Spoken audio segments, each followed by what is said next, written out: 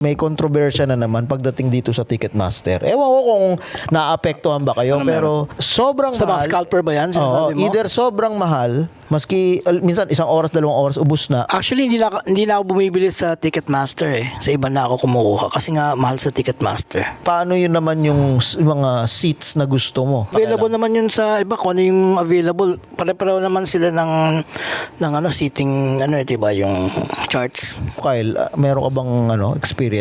Bihira kasi akong Nanonood? manood ng concert nga. Mamahal kasi in general eh. Mahal nga eh. Kaya hindi ko alam yung mga nangyayari. Tagal na ako din nanonood ng concert, siguro 2 years na bumili Mahal, ako ng oo. ticket. Kasi alam ko yung isang pinaka-major na napanood kong last, yung Blink-182, 275 man. Ano pa yun hindi pa sa malapit yun, sa malayo. Ngayon nga nagkakaroon ng mga parang scam eh.